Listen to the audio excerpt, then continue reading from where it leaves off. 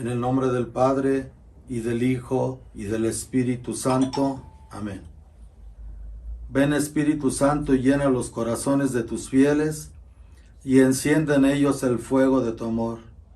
Envía, Señor, tu Espíritu, y todo será creado y se renovará la faz de la tierra. Oremos, oh Dios, que has iluminado los corazones de tus fieles con la luz de tu Espíritu Santo. Concédenos que por este mismo Espíritu aprendamos a obrar rectamente siempre y gocemos la dulzura del bien y sus divinos consuelos. Por Jesucristo nuestro Señor. Amén. María, trono de la sabiduría, rogad por nosotros. En este nuevo video queremos hablar sobre algo muy importante.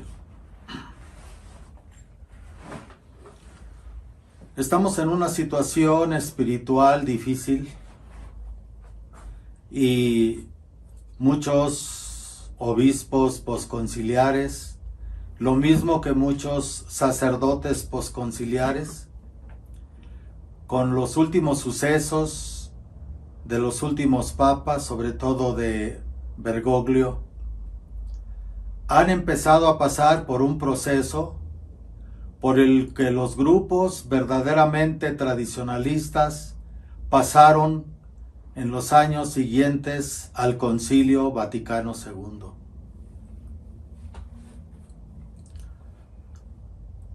Después del Concilio Vaticano II, hubo algunos obispos que, dándose cuenta de las herejías introducidas en el Vaticano II, de que las desviaciones de la doctrina, de que las ambigüedades introducidas en los documentos del Vaticano II abrirían portales que permitirían que entrara de lleno la herejía, la apostasía, el satanismo, que ha provocado toda esta situación en la Iglesia Católica, que ha venido acrecentándose a lo largo de los años. En aquellos años, el eje central o el punto medular sobre el cual algunos obispos se pusieron de la alerta de la situación que se estaba generando en el concilio, de la semilla de apostasía, de herejía, de perversidad que se estaba generando en el Concilio Vaticano II, se centró precisamente en los cambios litúrgicos propiciados por el Papa Paulo VI después del concilio. La astucia de los enemigos dentro de la Iglesia, como ya es de todo sabido, y quienes no lo saben investiguen, es información que ya es de dominio público, la infiltración comunista y masónica dentro de la Iglesia,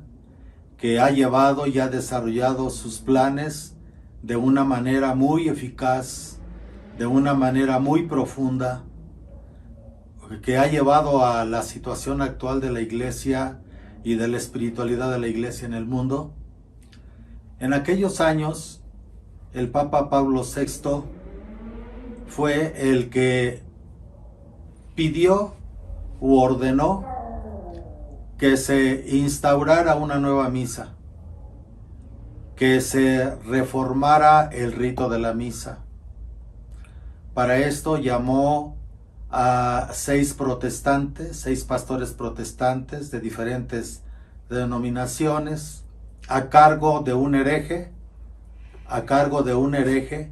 que había sido corrido del Vaticano por el Papa Juan XXIII,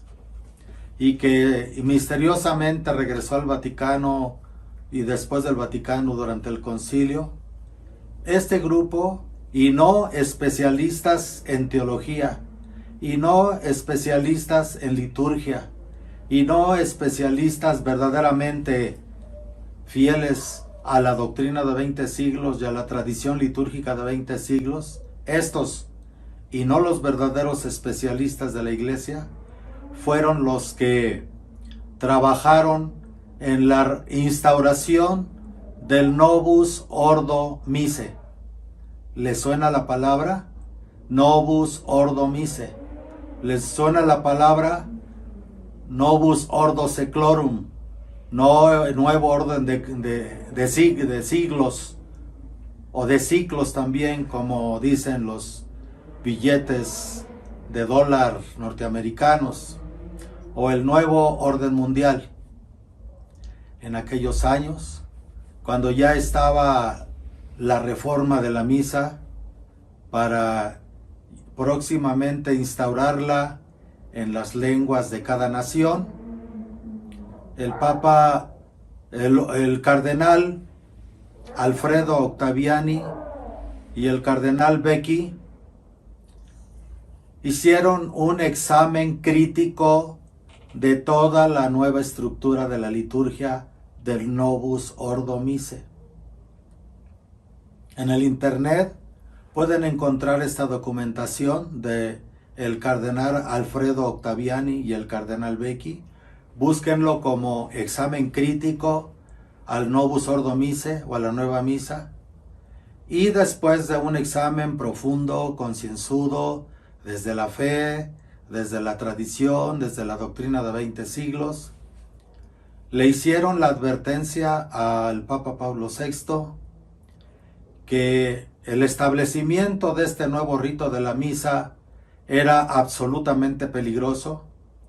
porque la doctrina del Novus Ordo Mise, de la nueva liturgia, se apartaba profundamente,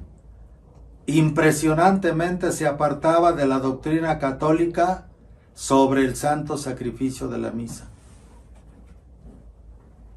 A pesar de todo eso, el Papa Pablo VI no hizo caso, y como sabemos todos, los nuevos ritos del Novus Ordo en la lengua de cada nación se establecieron por todo el mundo y se impuso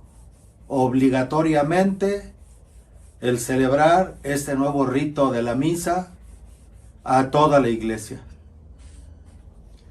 El árbol se conoce por sus frutos, dice nuestro Señor Jesucristo. La realidad fue que lo único que provocó la imposición de parte de Roma a todos los obispos y sacerdotes del mundo del nuevo rito fue una desbandada de cientos de sacerdotes que prefirieron dejar la iglesia que engañar al mundo celebrándoles una misa falsa, una misa impía, una misa herética. Lo vimos que después de esa etapa en la que hubo una crisis muy fuerte en la iglesia, en la que algunos obispos no se rebelaron contra Roma, como se los hicieron creer a muchos, sino que se levantaron en la defensa de la fe verdadera de Jesucristo y del santo sacrificio de la misa, que es lo que hace que se mantenga presente nuestro Señor Jesucristo con su cuerpo, con su sangre, con su alma y con su divinidad. Estos obispos fueron tratados de rebeldes. Todos los que no se quisieron sujetar a la imposición de celebrar el nuevo y falso rito, se les corrió de sus parroquias, se les quitaron sus mitras a los obispos, se les excomulgó, se les echó fuera de la iglesia solo por defender una doctrina que venía viviendo la iglesia y dando frutos de santidad, sobre todo desde el Concilio de Trento, en el cual el fruto del Concilio de Trento, con la bula Quo Primum Tempore del Papa San Pío V,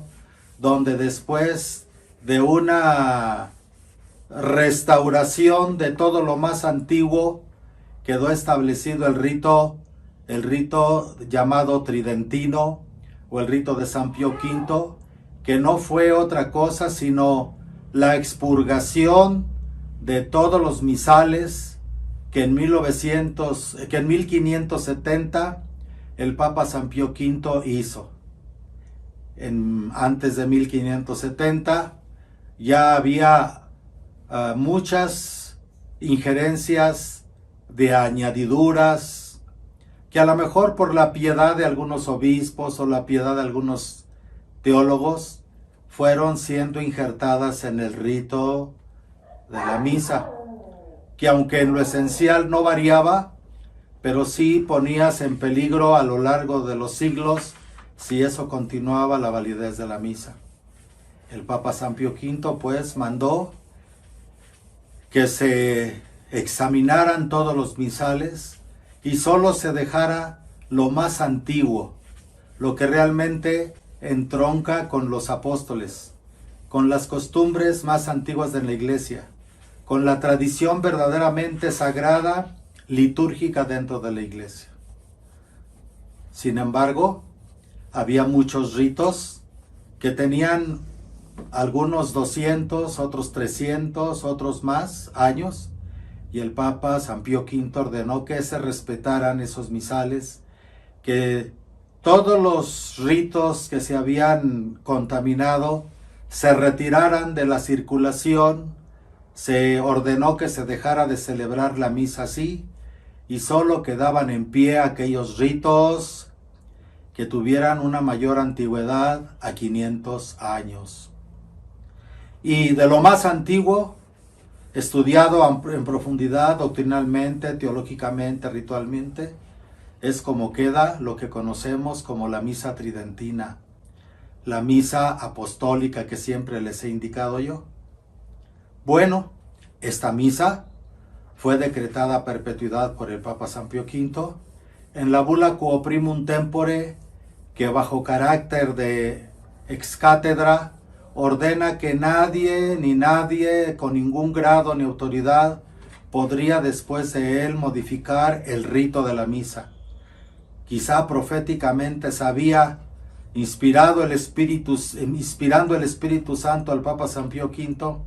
sabía lo que habría de suceder en el Concilio Vaticano II y lo que ha sucedido y ha seguido sucediendo con el rito reformado de la misa,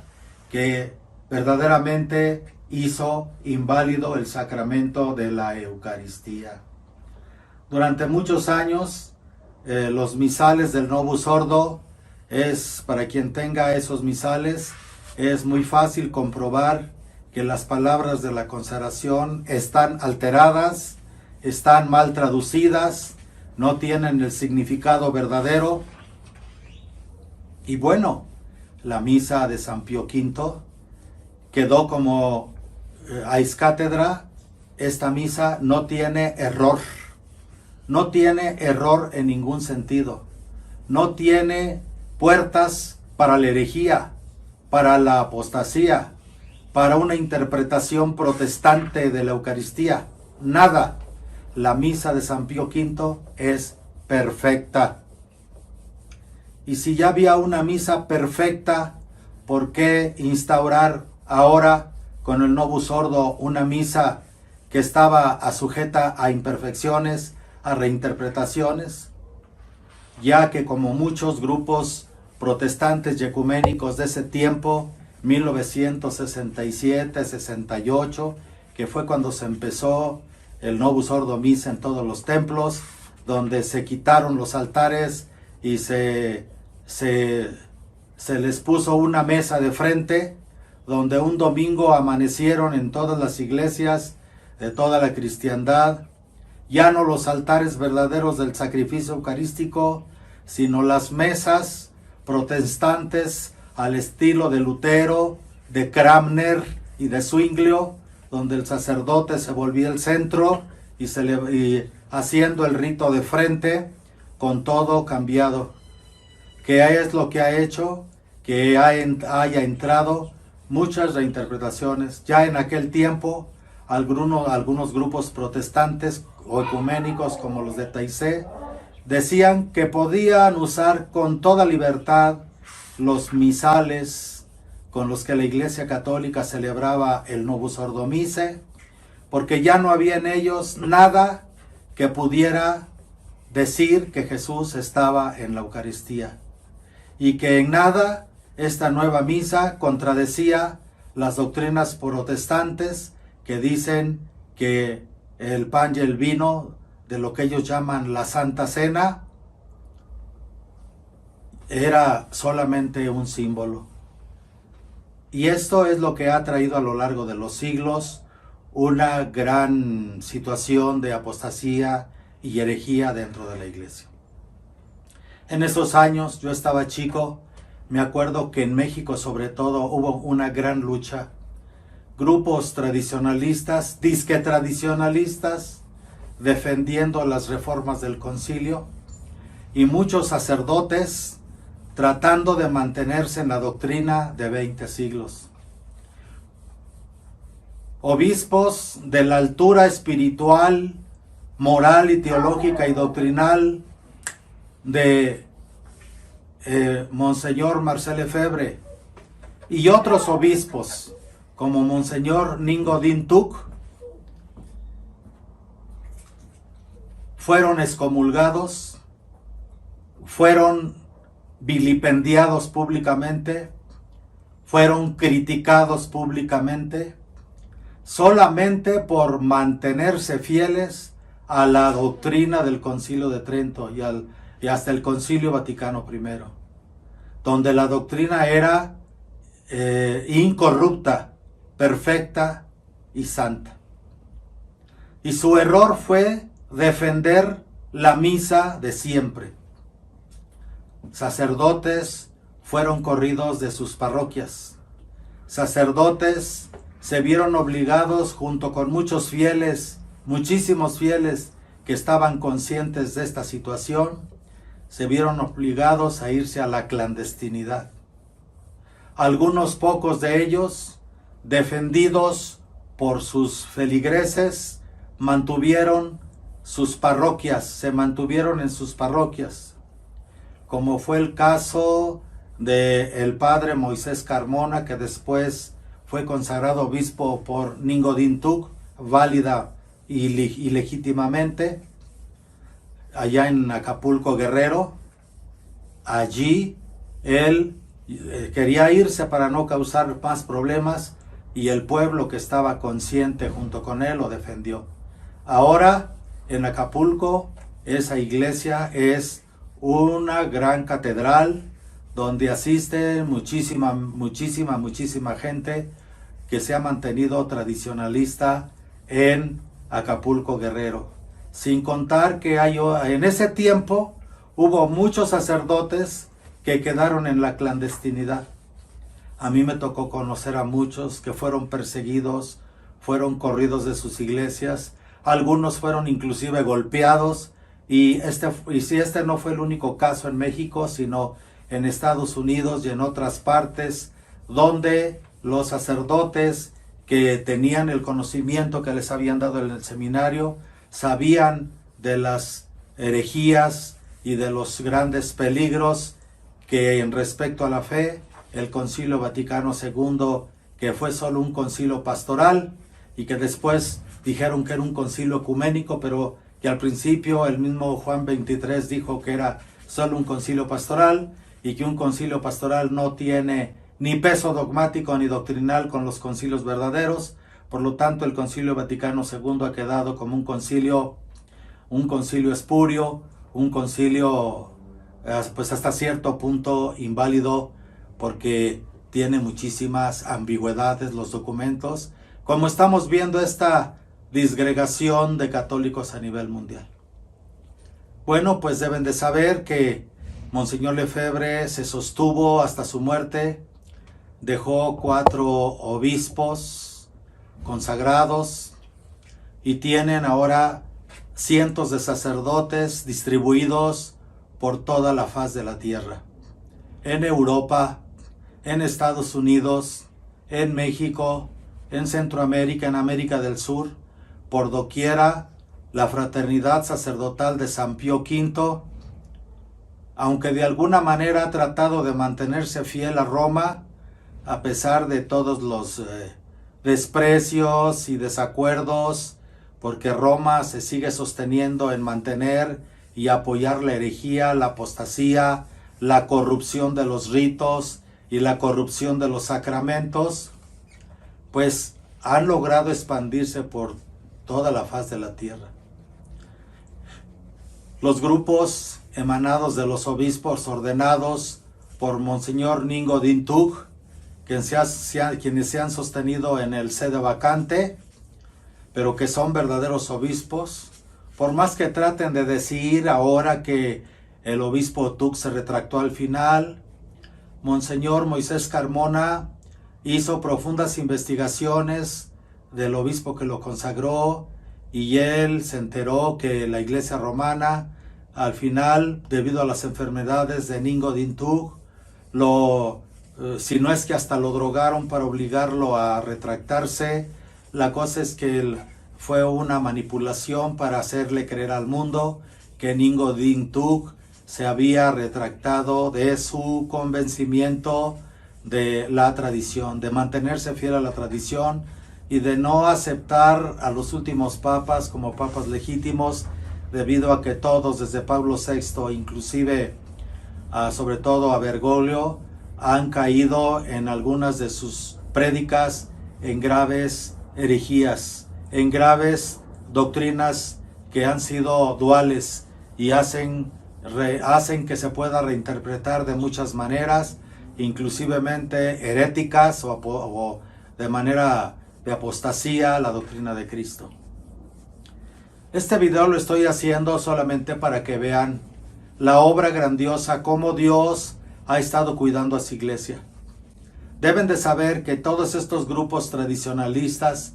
hay 4 obispos, sucesores de Monseñor Lefebvre, con cientos de sacerdotes por todo el mundo, que tienen prioratos, parroquias, capillas por todo el mundo,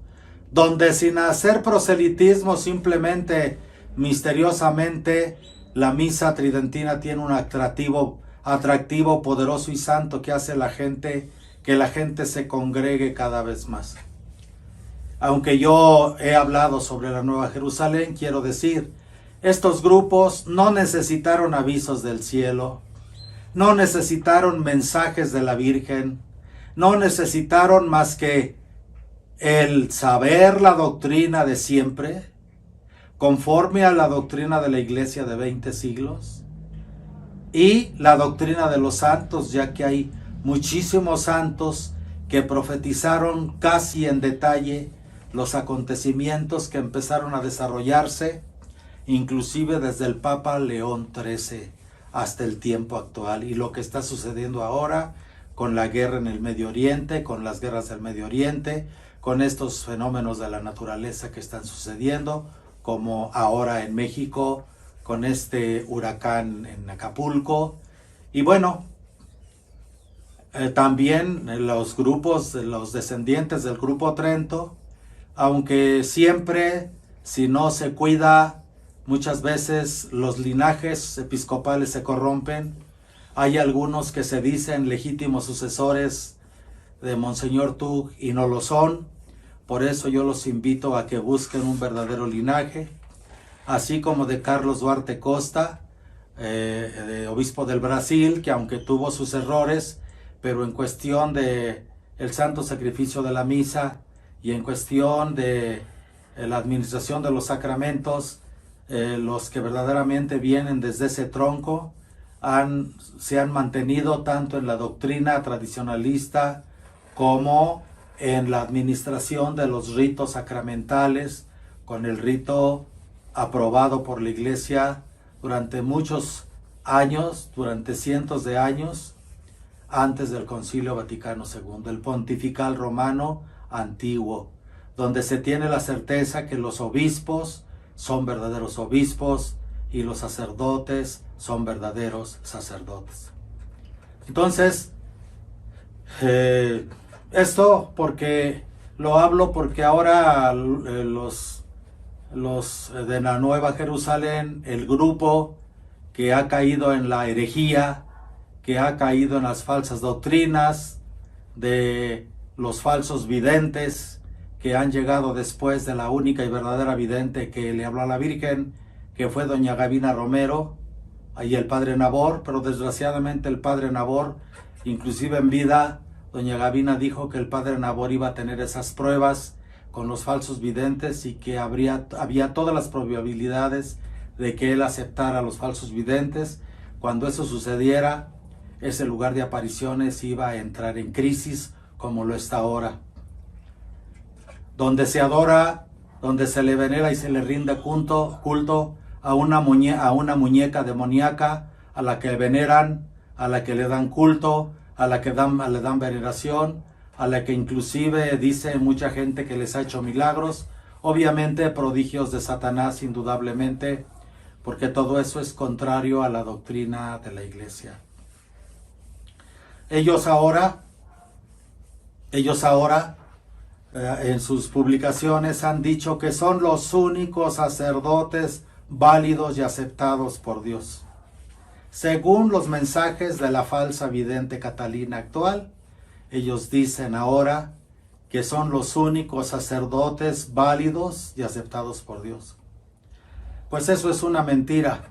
porque realmente si no hubiera sido por el obispo Monseñor Néstor Guijarro González, que teniendo la ordenación válida de la línea de Carlos Duarte Costa, si no hubiera sido por él que fue a consagrar al padre Nabor de obispo, ellos no tendrían episcopado, no tendrían manera de transmitir el sacerdocio a los demás, a los sacerdotes. Solo como un punto de reflexión sobre esto. El problema es que mucha gente que sigue la Nueva Jerusalén, en el caso de los falsos videntes actuales, cierran los ojos a una realidad mundial que está sucediendo. Hay muchos sacerdotes, hay muchos lugares donde por todo el mundo la gente está despertando y está regresando a la fidelidad a la Iglesia de Cristo, en la tradición de los sacramentos, en los sacerdotes y obispos que guardan la tradición. En este video se van a poner muchas fotografías, no de todos, porque son muchísimos, cientos de lugares, si no es que ya miles de lugares, donde los sacerdotes que están tratando de conservar la fe y de retornar a los católicos a la verdadera doctrina de Jesucristo de 20 siglos, están dando culto. Pero como la situación cada día se va poniendo más difícil, más tensa, más crítica, sabemos que las persecuciones serán algo que tendrá que suceder al final. Por eso, todos los grupos verdaderamente tradicionalistas sabemos que hay grupos que son remanentes. Nueva Jerusalén no es la excepción. Nueva Jerusalén tiene un remanente, el legítimo sucesor del padre Nabor, consagrado por el padre Nabor Cárdenas como obispo, el obispo Miguel Chávez o el obispo que todos conocemos como Monseñor Santiago el Mayor, legítimo, auténtico sucesor, consagrado con toda la fe y con toda la voluntad por el padre Nabor para que fuera el sucesor, y que desgraciadamente se quedó con un grupo remanente y que lo han vilipendiado y lo han injuriado y lo han difamado, los falsos videntes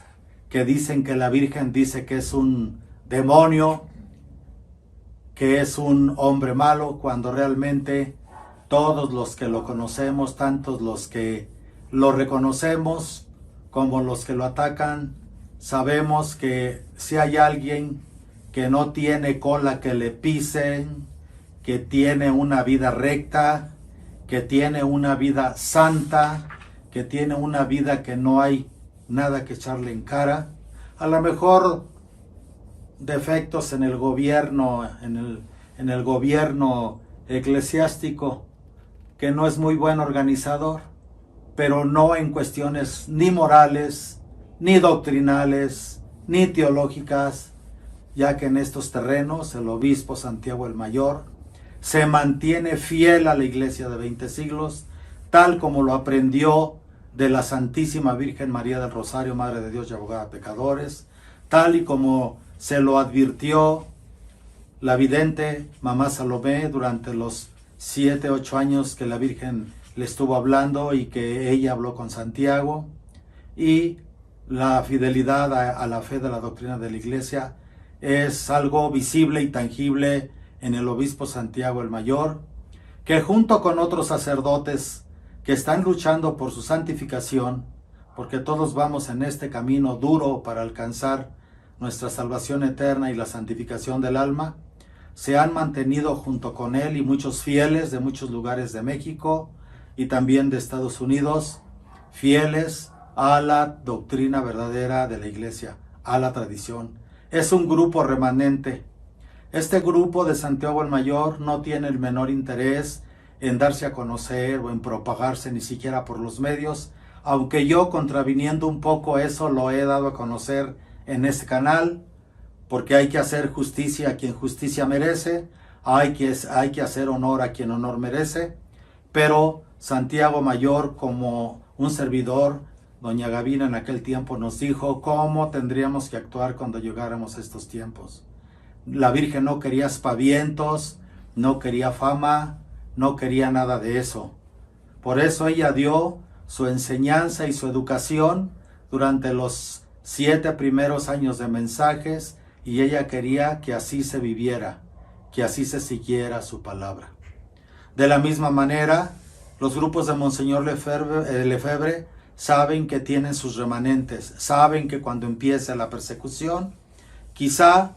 también los grupos de la línea de Monseñor Carmona y los grupos de la línea de Carlos Duarte Costa, que nos mantenemos fieles a la tradición verdadera de la Iglesia, sabemos que cuando llegue el tiempo de la persecución no se necesitarán construcciones, no se necesitarán templos, porque quizá andemos como en los tiempos de la persecución cristera en México, escondiéndonos en las montañas, en las cuevas, un ministerio 100% eficaz, quizá nada visible, hasta que se cumplan todas las profecías. Con esto quiero terminar este video, solamente quiero que vean las imágenes. En Monseñor Lefebvre hay un lugar en Estados Unidos que se llama Saint Marie, que es una ciudad como la Nueva Jerusalén, donde le han construido a la Santísima Virgen María una verdadera catedral con todos los lineamientos litúrgicos, una catedral que no tiene lujos, una catedral que no tiene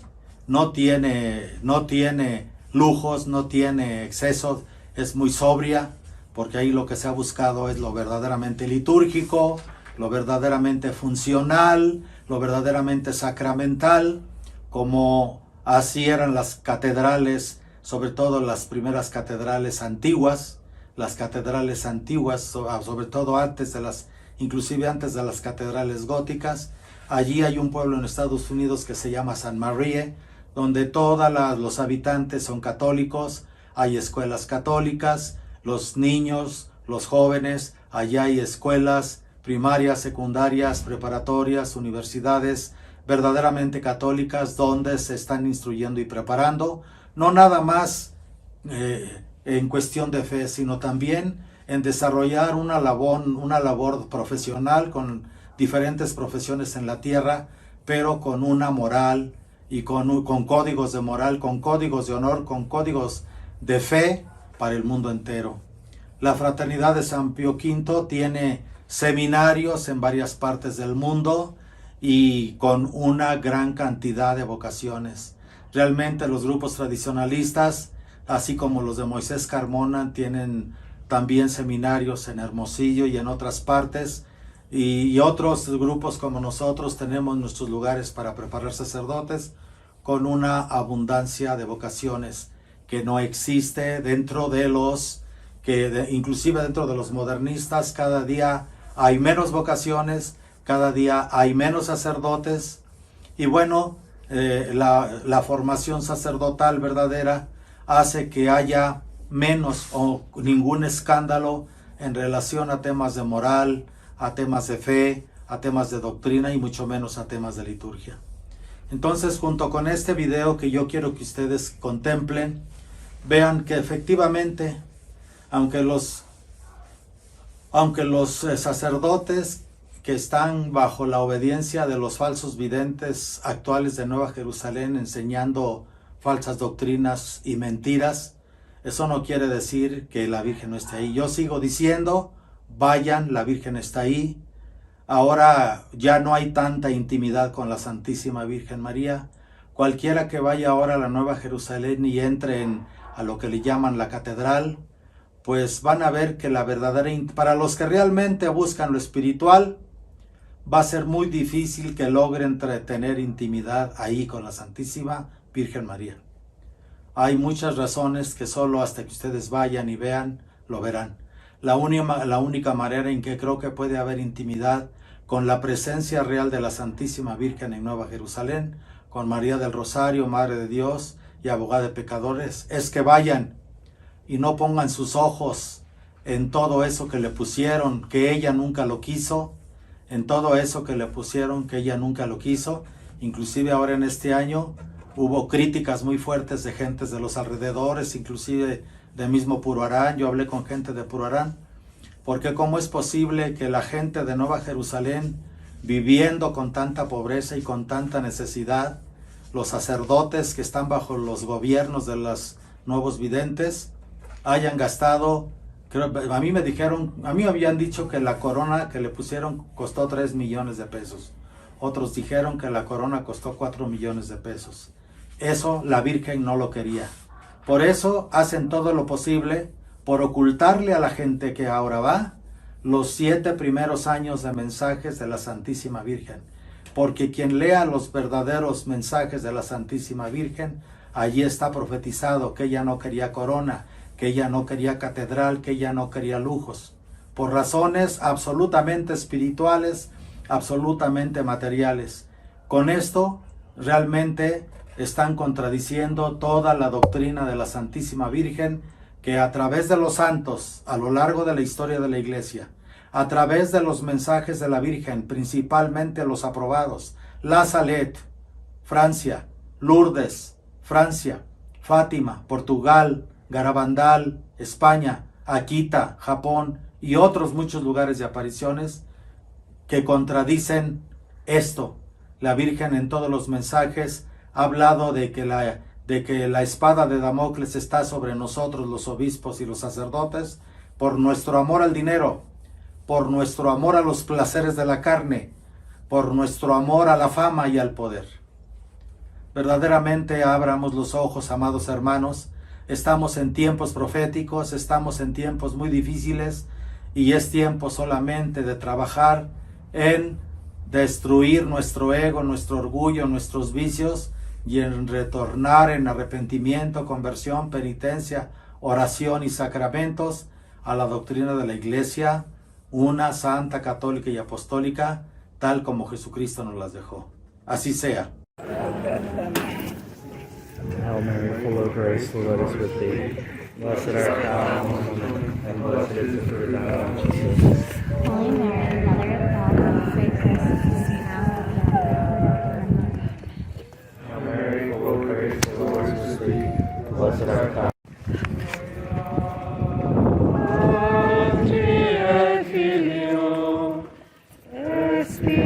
Spiritui